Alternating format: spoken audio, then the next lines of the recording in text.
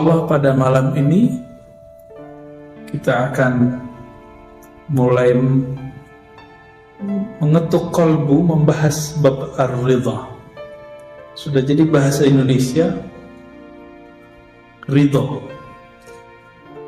Bahasa orang Pekanbarunya apa? Ya, memang orang Indonesia kan. Keridhaan. Ridha itu masuk ke bahasa Persia, masuk ke bahasa Urdu jadi reza. Karena orang sana nggak bisa baca zo, do. Jadi kalau ada orang Indonesia namanya Reza, dia nggak tahu, dia kira namanya keren. Orang ikuti ke, ya sebenarnya memang keren kan? Ridha. Secara harfiah ridha berarti menerima. Perasaan menerima disebut ridha secara harfiah. Namun secara hakikah, karena hakikat itu rasa yang didapat oleh seorang kekasih Allah, maka beda imam, beda definisi. Di Quran surah Al-Bayyinah, radhiyallahu anhum wa radu'an. Allah ridha kepada mereka, mereka pun ridha kepada Allah. Maka ada satu kaidah, seseorang tidak akan mencapai keridhaan sampai Allah sudah ridha kepadanya. Ridha Allah itu azali, qadim. Ridhanya kita baru di alam ini. Imam Ibnu Abi Bakar Ar-Razi, namanya ada Ar-Razi juga, tapi itu Ar-Razi yang beneran Ar-Razi. Kalau ini Ar-Razian ya. Beliau menyebutkan satu kalimat yang membuat saya kemudian malu untuk membicarakan ridha. Apa kata beliau? Ar-ridha as-surur fil qalb bimurril qada. Ridha itu jika hatimu gembira, jika hatimu merasakan manis di saat ada takdir yang pahit. Saya mau tanya nih, ini corona takdir Allah bukan? Serius? Atau takdir Cina? Takdir Amerika? Takdir Zionis? Nggak ada urusan. Walaupun di sana munculnya itu asbab. Kalau Allah tidak izin, nggak jadi. Jadi kalau sudah berakidah Ahlus Sunnah, jangan lagi nyalahin Cina, Amerika, Israel. Udah kita terima. Raditu billahi Rabbah. Aku ridha kepada Allah yang telah menetapkan, mengizinkan setahunan ini kita berdamai dengan, berdamai, jangan berkelahi sama corona ya. Ini kan sudah mulai berdamai ini.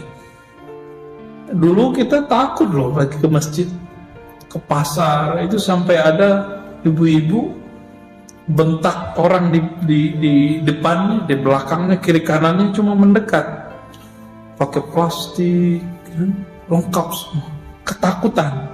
Padahal coronanya di mana, dianya di mana, ya. Jazakallah. Ya. Jadi apa kata Imam Ibnu Abi Bakar Ar-Razi? Punya kitab dia Hadaik namanya. Ridha itu kamu merasakan manisnya takdir saat takdir itu pahit. Awal-awal corona terasa pahit ya? Udah pahit sekali ya. Pahitnya di mana Pak? Di dompet ya. Semua orang. Ini bukan berarti ini nggak ada, ini ada. Ini sudah ketentuan Allah Subhanahu wa Ta'ala. Saya mau tanya yang kedua, benar nih takdir? Ya, takdir Allah bukan? Ridho nggak sama takdir Allah? Jadi ridho nggak sekarang ada corona? Ridhokah kalau hari ini Allah mengizinkan virus kemana-mana? Seluruh dunia loh Pak. Seluruh dunia, bukan Indonesia aja.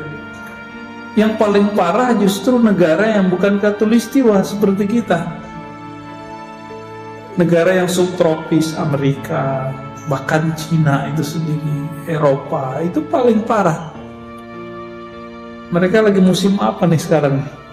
Habis musim dingin ya? Habis akhir tahun kan? Itu berat sekali. Kita alhamdulillah. Dan Allah sebelum kita lahir sudah menetapkan dulu di tahun sekian akan ada virus. Ridho nggak? Terima nggak? Ya, maka baca atau zikir raditu billahi robba pagi sore. Ya Allah, apapun kehendakmu aku ridho. Apapun kehendakmu aku ridho. Dan saya mohon maaf melihat banyak hari ini yang ngaku pejuang dakwah itu cuma di mulut, nggak ada ridhonya. Kalau sudah tidak ada ridho, muncullah khawarij dalam dirinya, ekstrim. Jadi kenapa muncul aliran khawarij? Karena mereka tidak percaya kepada takdir. A'udzubillah min dzalik. Tadi di Quran, radhiyallahu anhum wa radu'an. Di dalam surat Al-Mumtahanah ayat terakhir, Allah bicara juga tentang orang yang cinta kepada Allah. Orang yang cinta kepada Allah itu dikuatkan di dalam dirinya Ruhul Kudus. Ada Roh Kudus. Ini bukan Roh Kudus agama sebelah ya. Beda ini. Jadi ternyata di dalam diri kita ada namanya tubuh fisik. Ini dia. Ridho bukan pada tubuh.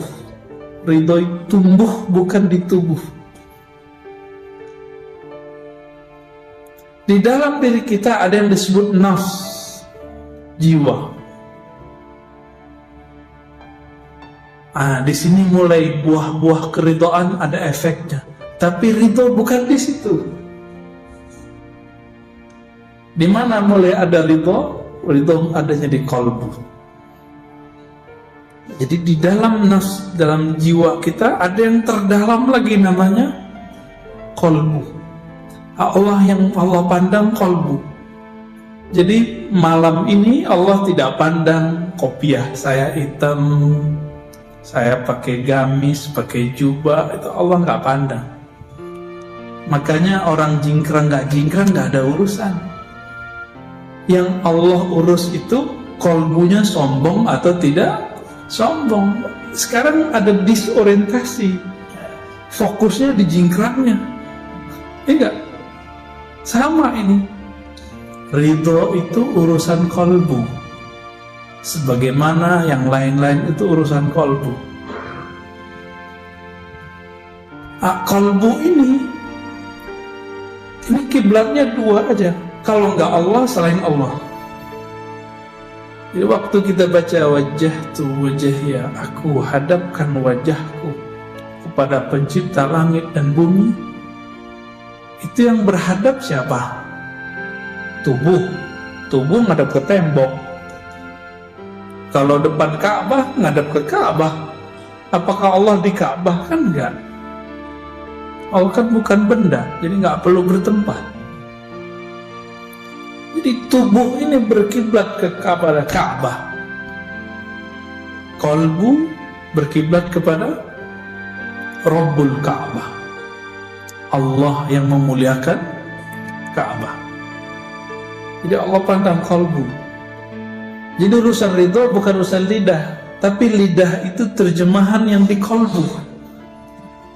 Jika ridho belum muncul di qalbu, bisa diajar dari luar. Maka zikirlah itu raditu billahi rabba wa bil islami dina wa bi muhammadin nabiyya wa rasulah. Ya. Kalau mau yang lengkap, wa bi sayyidina Muhammad nabiyya wa rasulah. Ridho itu boleh juga diartikan usaha seorang hamba berbaik sangka kepada Allah Subhanahu wa ta'ala. Kalau tadi kita cerita virus, sekarang cerita hari-harian. Hidup kita dua aja, kalau nggak taat maksiat, bener nggak? Bener ya? Taat maksiat, susah senang, sedih bahagia, hidup mati, udah gitu aja terus. Setiap saat bangun sadar, tidur mati, hanya dua. Di saat kita taat, apa ridho dalam taat? Khusyuk nggak sholatnya tadi? Khusyuk nggak ridhonya? Enggak ya? Jujur aja ya, kusut ya, nggak apa-apa kok ya. Allah itu kalau sudah ridho, nggak peduli sholat orang itu khusyuk nggak khusyuk, yang Allah pandang kolbunya. Maka orang yang ridho dalam taat, dia tidak pernah merasa GR, nggak pernah merasa taatnya itu sesuatu. Bagi dia, ya Rob, jika sholatku ini untuk mendapatkan ridhomu, tentu tidak mungkin. Kenapa? Sholatku tidak khusyuk. Terus bagaimana? Ya Allah, Engkau maha tahu isi hatiku. Tolong tumbuhkan ridho dalam kolbuku. Maka ridho itu hadiah dari Allah Subhanahu wa ta'ala. Ini yang kita minta doa, Allahumma inna nas'alu ridhoka wal. Jadi ridho itu minta. Kalau nggak minta nggak dikasih. Orang-orang sombong kan dan ngerasa GR aja dengan tahajudnya, Senin Kemisnya, apalagi pengajiannya, udah ngerasa saya pasti diridhai Allah. Nah, ini hati-hati, talbisu iblis, apa istilahnya, gurur ya, manipulasi iblis kalau diterjemahin secara bebas.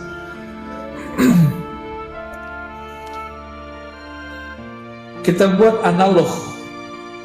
Saya punya teman, punya murid, punya sahabat. Saya ridho kepada dia, saya terima dia. Kalau saya sudah ridho, dia salah, saya maafkan nggak? Kita sayang sama anak kita salah, kita marah, tapi marahnya marah cinta, bukan marah benci. Maka jika Allah sudah ridho kepada hamba, jika ia marah, marahnya marah sayang. Jika Allah ridho kepada hamba, tidak khusyuk pun hamba, Allah terima salatnya. Allah kalau sudah ridho kepada hamba, hambanya tidak sempurna, Allah yang sempurnakan. Itulah makna radhiyallahu anhum wa radu'an. Jadi pada hakikatnya ridho itu dimulai dari Allah, baru kemudian bernatijah, berefek kepada zahir seseorang. Jadi setelah baca raditu billahi robba, amalkan ini juga setiap pagi dan sore. Allahumma inni as'aluka ridhaka wal jannah. As'alu ridhaka boleh, as'aluka ridhaka boleh ya. Itu harus diminta. Dan bagi saya itu wajib itu. Nggak minta ridho, mampus kita. Sholat kayak gini, baru takbir udah hilang kemana-mana. Ya. Ruku, tes aja deh ya. Saya nggak yakin sholat saya diterima Allah kalau ngandelin khusyuk. Padahal kata orang, saya ngaji tarekatnya lama Pak, ngaji hadisnya lama kata orang. Tapi kan saya tahu diri saya sendiri. Aib sendiri saya ngerti. Orang aja yang bilang abuya, ustadz, itu kan gelar manusia. Di hadapan Allah belum tentu gelar itu laku. Maka minta ridho. Inilah doa Al-Imam Abul Hasan Asy-Syadzili. Ya Allah, jadikan aku orang yang engkau cintai, yang engkau ridhoi. Kalau Allah sudah cinta dan ridho, salah paling dicubit. Cubitnya gemes. Tahu gemes ya? Apa istilah kampungnya? Nggak, galinggaman. Ya, betul. Kosakatanya harus diulang lagi, Pak. Galinggaman. Nah, betul. Jadi kalau makhluk pun bisa begitu, maka Allah aula bidzalik. Allah lebih sempurna daripada itu. Jadi Allah itu gemesnya lebih dahsyat daripada gemesnya seorang ayah ibu kepada anaknya, kekasih kepada kekasihnya. Allah jatuh cinta kepada Nabi Adam. Maka Nabi Adam, dibuatlah skenario Nabi Adam itu salah, tapi salahnya Nabi Adam itu benar. Kalau Nabi Adam tidak salah, kita nggak ngumpul malam ini, ya, nggak ada pengajian beginian, benar nggak? Ruh, kolbu itu makanannya majelis begini, Pak. Girang kolbu itu, kalau dia girang dia bisa nangis, dia bisa senyum, dia bisa bahagia, tahu-tahu udah azan aja. Itu girangnya kolbu. Jadi kalau kita pakai jamnya jam dinding itu emang terasa lama, tapi kalau pakai jam kolbu, yang lama terasa sebentar, yang sebentar terasa lama. Itu sebabnya kalau ada riwayat Nabi Adam itu sujudnya 40 tahun, saya percaya. Tapi riwayat yang sahih menurut saya 40 hari. Jadi ketika beliau diusir, ihbitu itu kan bahasa Arab habit, jatuh atau turun dari khayangan, kan kira-kira begitu ya, khayangan surga, turun ke bumi. Beliau sadar dan beliau sujud. Allah itu sangat girang melihat hambanya sujud, nangis. Maka disebutkan dalam banyak hadis Nabi yang dari hadis qudsi, wahai hambaku, ya, jika engkau tidak merasa berdosa, aku akan datangkan hamba-hamba yang berdosa, lalu mereka minta ampun kepadaku. Jadi kalau kita ini merasa suci tiap hari, nanti kita dihabiskan oleh Allah. Allah ganti generasi ini dan datanglah orang-orang para pendosa, dan para pendosa ini manja kepada Allah. Ya Allah, saya salah, tolong maafin. Pernah gak melihat anak kita minta maaf kepada kita? Atau teman, pasangan, kekasih, setelah dia ngaku salah, cinta berlebih. Saya ketemu naik Grab, dia cerita tentang istrinya yang melakukan kesalahan besar. Kalau kita mungkin kita bunuh kali istri yang begitu. Istrinya minta maaf, dia nangis, istrinya nangis. Dia cerita kepada saya, Ustaz, saat itu cintaku kepada istriku bertambah setiap hari terus nambah. Jadi kadang-kadang orang itu mesti salah dulu baru jadi benar. Ya, alhamdulillah. Maka ridhonya orang yang taat tidak merasa suci, tidak merasa sempurna, merasakan bahwa ya Rabb, ini ibadah anugerah darimu. Ridhonya orang yang maksiat apa? Cepat kembali kepada Allah Subhanahu wa ta'ala, ya. Adakah di dunia ini sesuatu terjadi tidak dengan izin Allah? Ada nggak? Oke, ini bukan jebakan ya. Taat terjadi di dunia nggak? Maksiat terjadi di dunia? Semuanya izin Allah nggak? Ya. Namun yang Allah ridho yang mana? Taat yang mana? Maka taat terbagi dua. Ada taat zahir, ada taat batin. Kepala sujud, tapi hati angkuh, merasa diri paling nyunnah, paling ikut sunnah Nabi. Masuk nggak? Nggak masuk. Jadi selama kita ini sujud, ruku, lalu masih merasa diri paling alim, paling suci di antara orang yang lain, sama yang di samping aja, saya merasa lebih dikit, yang bersamping udah nggak ada terima sama Allah. Gawat nggak Pak? Gawat. Kadang-kadang Allah melirik, ini ada pendosa nih sholat di ujung soft, nggak kelihatan sama orang, bukan ustadz, bukan siapa-siapa, mungkin preman kali pendosa, tapi di kolbunya dia merasa, ya Allah, aku ini orang jahat ya Allah, datang ke rumahmu ingin mengadu. Waktu dia sujud, dia nangis. Itu Allah lebih suka yang begitu.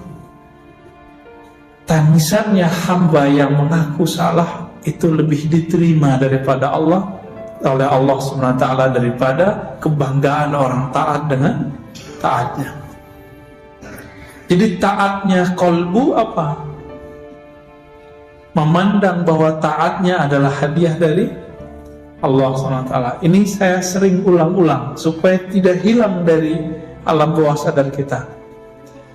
Kalau muazzin baca hayyalah salah, hayral falah, kita jawab apa?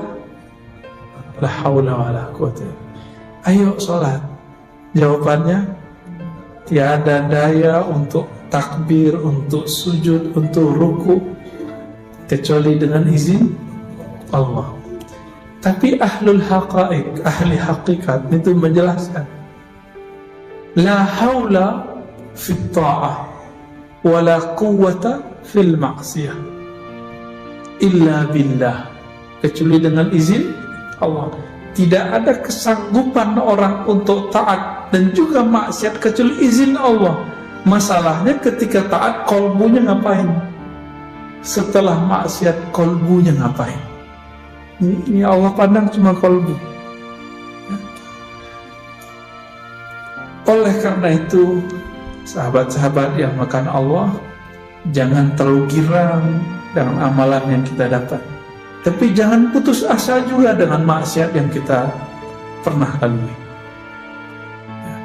Semuanya Allah yang atur. Kita ini dibuat pernah maksiat biar enggak merasa paling suci di antara manusia. Ini bapak-bapak yang merasa suci ini, itu suatu saat Allah akan lempar ke dunia hitam. Kalau Allah sayang, dilempar nanti ditarik. Ketika ditarik, bentar-bentar nangis, bentar-bentar tersentuh. Setiap kali melihat orang bermaksiat, dia tidak menghakimi orang, dia wah, saya juga begitu, mungkin saya lebih hina daripada orang itu. Ini Pak rahasianya. Maka seorang yang sudah begini, baru dia masuk ke ranah namanya radiyah, mardiyah, jiwa yang ridho. Jadi jiwa yang ridho sumbernya di kolbu. Kolbunya sudah beres. Walaupun jiwanya masih belum beres, nggak apa-apa. Kolbunya yang penting beres, Pak.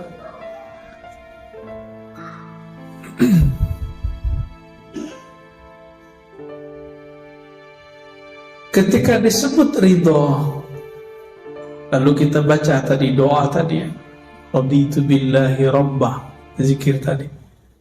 Apa kata Nabi dalam hadis Abu Daud? Orang yang meninggal, yang mati di waktu paginya dia baca raditu billah, atau sorenya dia baca raditu billah, maka dia mati syahid. Sekarang kita tanya, arti asli dari syahid apa? Syahidayash hadu, menyaksikan. Apa yang dia saksikan?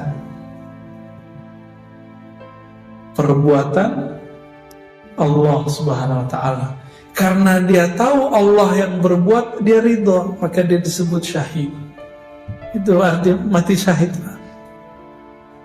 Kenapa para pejuang itu kalau kegores badannya dia senang, Pak, girang, rohaninya girang, ketusuk badannya sakit, tapi kolbunya bersyukur kepada Allah.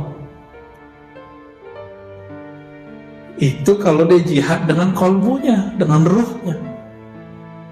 Maka nanti para syuhada disebutkan dalam Sahih Bukhari dan Muslim, jika dia mati, dia minta dihidupkan lagi. Ya Rabb, hidupkan aku, ahyini. Jika aku hidup, matikan lagi Allah dengan syuhada. Hidup lagi, mati lagi, hidup lagi, mati lagi. Jadi kecanduan. Jadi para syuhadanya ada kecanduan. Ketika ditusuk mati, itu dia merasa bahagia. Inilah yang disebut oleh Allah Ta'ala, bal ahya'un inda rabbihim yurzaqun. Mereka hidup di sisi Allah. Kenapa? Karena mereka ridho. Jadi kalau mau jadi pejuang di akhir zaman, belajar ridho, Pak. Ini berpecah-pecah dikit, tersinggung dikit, baper. Enggak. Orang ridho itu di atas sabar. Maka Imam Ibnu Abi Bakar Ar-Razi mengatakan apa? Jika kamu tidak sanggup ridho, sabar aja. Berarti sabar di bawah ridho. Coba bandingkan makom sabar dengan ridho. Innallaha ma'as sabirin. Sesungguhnya Allah bersama orang yang sabar. Bagi ahli kalam, ahli akidah, kebersamaan ini majazi. Tapi bagi ahli hakikat, ahli qalbu, ahli rohani, ini ma'iyyah hakikiyah. Kebersamaan hakiki. Allah benar-benar membersamai orang sabar. Sabar di atasnya sabar ada ridho. Kebayang, jika orang sabar bersama dengan Allah, kira-kira orang ridho bagaimana dengan Allah? Kebayang ya? Orang sabar itu punya backup. Kalau kita nih misalnya di backup oleh jenderal ini, preman itu, tapi belum tentu kan backup itu Allah, orang itu sayang sama kita kan belum tentu. Tapi kalau ridho di atasnya sabar, backupnya abadi. Kalau sabar ada batasnya, kalau ridho unlimited. Inilah kalamnya Sayyidina Nabi SAW. Apa kata beliau kepada ahli Badar? Ya'malu ma syi'tum fa innallaha qad ghafara lakum.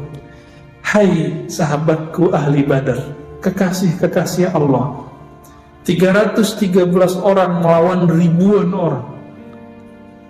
Mereka ridho, nggak satu pun mengeluh. Ingat, nggak satu pun mengeluh, karena mereka ridho. Ya Rabb, kami ridho, walaupun musuh 1 juta pun kami ridho. Cuma 313, Pak. Jangan dikira waktu kafir Quraisy perang itu nggak ada jin yang ikut. Banyak jin ikut, jin-jin kafir pada ikut. Jumlah orang Islam cuma 313. Akal kita, maka beragama jangan hanya pakai logika biasa, harus pakai rasionalitas tingkat nabi, tingkat wahli. Matematika kita biasa, 1 tambah 1 2. Tapi kalau matematika kenabian, kewalian, nggak begitu. Satu orang bisa jadi kekuatan yang ada dalam dirinya sama dengan 1000 orang. Masih ingat kisahnya Sayyidina Umar? Diminta oleh gubernur Amr bin Al-As, minta 4000 prajurit, yang dikirim cuma 4. Masih ingat? Jadi Umar kirim cuma 4 orang. Permintaannya berapa? 4000. Diprotes. Si gubernur bilang, wahai Amirul Mukminin, saya nggak main-main. Saya minta 4000, ente kasih 4 orang. Ini main-main ini. Umar kirim lagi. Kamu nggak tahu, 1 orang yang saya kirim itu spirit yang ada dalam dirinya sama dengan 1000 orang. Nah ini yang mau dicari ini. Ini kekuatannya bukan di mulut, bukan di takbir-takbiran mulu, Pak. Ya.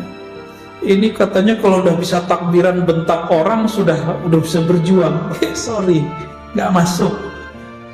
Ya, apa kata Nabi ketika orang suka takbir bentak? Irba'u ala anfusikum. Nanti kan sebelum 2024 ini kejadian lagi nih. Tunggu aja, Pak. Ya, antum udah lupa nih dengan ceramah ini. Ya. Orang nanti akan bertakbir lagi untuk bentak ustaz, bertakbir lagi bentak Habib. Nanti begitu, Pak.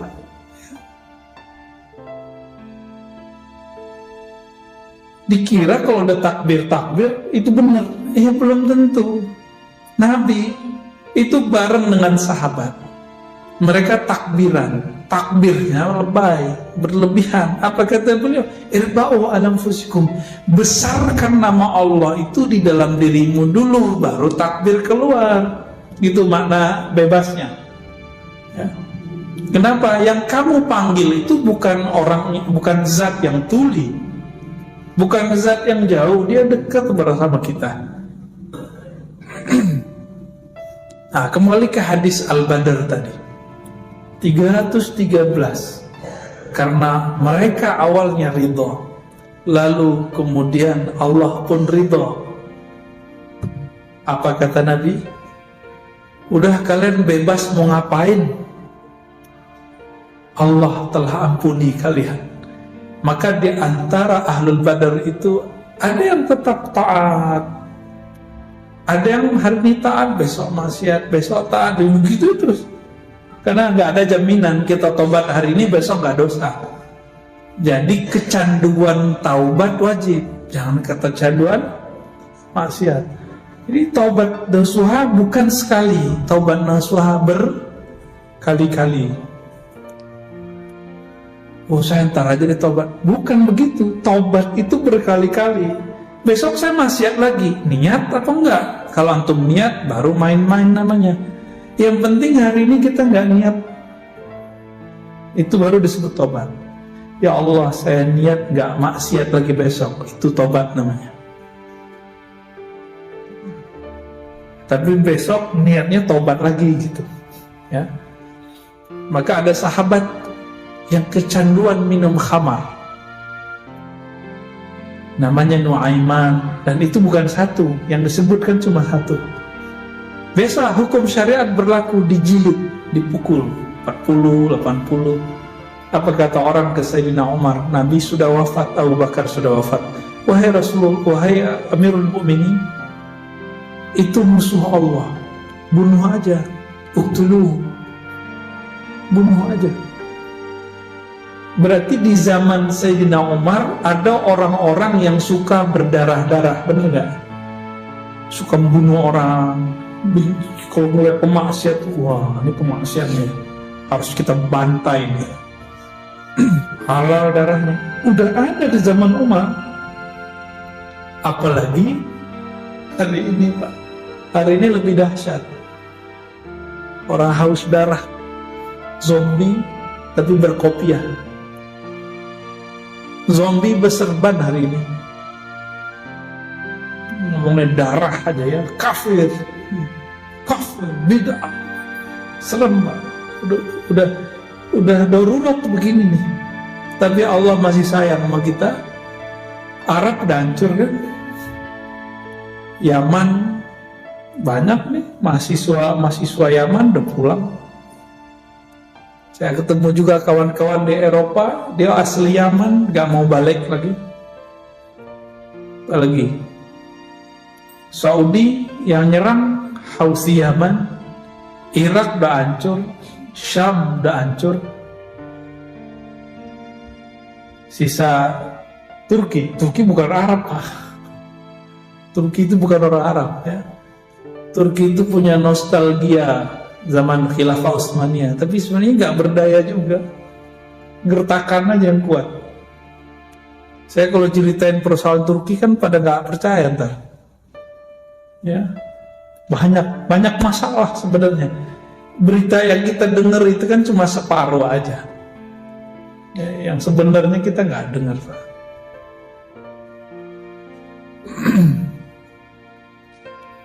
Gimana? Jadi ridho nggak?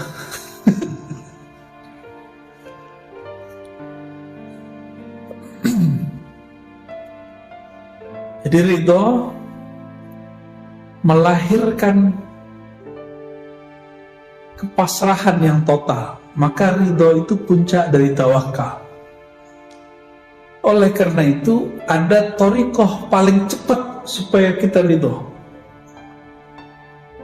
Zikirnya sudah kita tahu semua. Sekarang maknanya yang ditambahkan.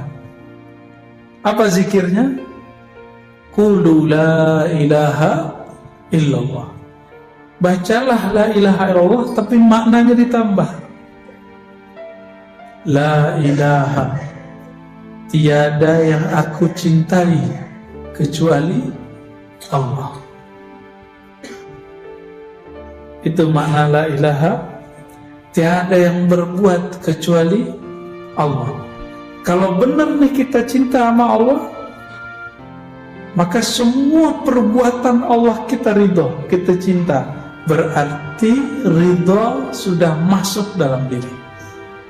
Jadi apapun pekerjaan hari ini, Bapak Saudara makan Allah, apapun rezeki kita hari ini, besok, tahun depan, ridho nggak nih? Nggak yakin ya? Imam Abdul Hasan Sazili ngancem, apa kata beliau? Wailun summal wail, al-wail summal wail. Celaka, celaka, celaka. Orang yang ngaku percaya kepada Allah tapi tidak ridho kepada takdir Allah. Maka berkali-kali saya tanya, ridho nggak nih kondisi begini? Nabi dulu pernah nggak makan 3 tahun, nggak makan kecuali daun-daun. Kalau zaman kayak gitu nanti muncul gimana? Antum mesti nyembah Allah dan bernabikan kepada Nabi Muhammad gak? Atau bilang, katanya kita nih bersama Allah, kok nggak ada bantuan dari Allah? Sahabat Nabi pernah nanya loh di Quran, apa kata mereka? Mata Nasrullah.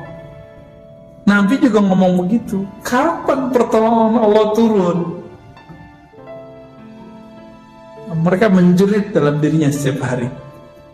Maka Bapak Saudara makan Allah, sering-sering baca surah Al-Bayyinah itu dan akhir surat Mumtahanah. Nanti lihat karakter mereka. Karakter mereka adalah karakter orang yang beramal dengan kolbunya, karena Allah kuatkan dengan Ruhul Quds, dengan Roh Kudus. Diri kita, tubuh ini, di dalam diri kita ini ada namanya Ruhul Hayawan, ruh hewani. Makanya kita ini bisa marah seperti hewan. Jadi kalau antum ini bentak orang yang nyalip kita di tengah jalan, itu yang bentak bukan setan, karena setan gak pernah bentak. Setan tuh kalau ngomong lembut. Serius ya? Udah ketemu setan belum? Jadi kalau ngomong kasar nih, ngomong jorok, itu sisi hewani. Yang kedua, di dalam diri kita ada sisi ruhun nabat, ada ruh tumbuh. Ruh tumbuh itu ada di apa? Di badan ini, di kulit, semuanya itu ada semua. Makanya pada tumbuh kan? Kalau nggak begitu, rambut kita nggak tumbuh. Cuma ada yang dia terbatas, giginya nggak tumbuh lagi kan? Itu karena roh nabatnya segitu aja di atasnya. Kalau kita cuma hidup dengan 2 roh ini, 2 spirit ini, maka kita sama dengan binatang ternak.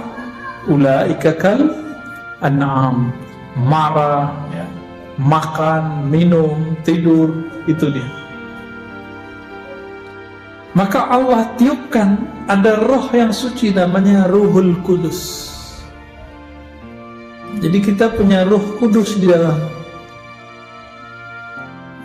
Jadi kita ini punya sesuatu yang suci di dalam. Inilah yang dikatakan dalam Al-Quran ya, wa nafakhtu fihi min ruhi, aku tiupkan rohku, aku tiupkan rohku. Maka roh inilah yang bikin kita sadar setiap hari. Tubuh maunya ke bumi, sukanya yang sifat bumi. Yang hewani tadi ya sukanya sifat hewan, makan, minum, kawin, ya, itu hobinya. Tapi ruh senangnya ngapain? Ruh itu yang disebut di dalam hadis al-ihsan an ta'budallaha ka'annaka tarah. Jadi kalau apa dalilnya saya ngomong begini ya, dalil itu Islam, iman, ihsan. Al-Islam itu di zahir, al-iman itu di akal, al-ihsan itu pada ruh. Ruh itu maunya bertemu, maka hadisnya engkau ibadah seakan bertemu dengannya. Karena ruh itu yang ada di situ sifat cinta. Jadi cinta yang hakiki itu yang ini dia. Ya. Nah, ruh inilah sumber dari ridho tadi. Semoga pada malam ini Allah pandang kita dengan ridhonya. Amin ya rabbal alamin. Wassallallahu ala nabiyina Muhammad. Gimana? Udah? Mau tanya jawab? Nggak sempat kali ya? 5 menit lagi. Ya. Ya. Bisa. Kita ada acara bisa. Masih sempat? Oke, baik. Gimana Pak? Pemilu kalah, ridho nggak? Dulu Pak ya, syukur. Dulu kita bisik-bisik yang anti sama buat jalan tol. Sekarang dia menikmati selfie lagi. Jadi memori manusia itu pendek Pak, pendek sekali, sangat-sangat pendek. Jadi jangan percaya orang dengan dia hari ini. Tunggu aja Pak, hati itu berubah cepat, bukan main. Kecepatan korbu itu berubah lebih cepat dari kecepatan cahaya. Cuma zahirnya kadang-kadang terlambat. Ya. Itu sebabnya Nabi sering berdoa, ya muqallibal qulub, hadis sahih Bukhari, wahai yang membolak-balik hati. Ya. Saya menyaksikan dalam diri saya perubahan-perubahan itu, ya. Berubah, dulu senang ini jadi nggak senang, dulu benci jadi suka, dulu suka jadi benci. Tapi ada yang nggak pernah saya benci, mau dia salah gimana dia tetap senang. Nah, itu yang disebut cinta. Kalau nggak namanya simpatisan. Maka murid dalam tradisi ilmu zikir itu ada dua. Ada murid hakiki as-sadiq, ada murid al-kazib. Jadi jamaah itu ada dua. Ada jamaah simpatisan, ada jamaah hakiki. Kalau simpatisan itu mau cari pembenaran dari si ustadz. Kebetulan pemahaman ustadznya bisa menguatkan pemahaman dia. Tapi kalau jamaah hakiki itu bertahan sampai kiamat nanti, bahkan tembus sampai ke Shiratal Mustaqim. Nanti ditunggu nanti di depan surga sama guru itu. Itu yang mana? Yang murid jika dia ngaji kepada gurunya karena ingin mencari kebenaran, bukan mencari pembenaran dari dalam dirinya. Nah, kita yang mana nih Pak?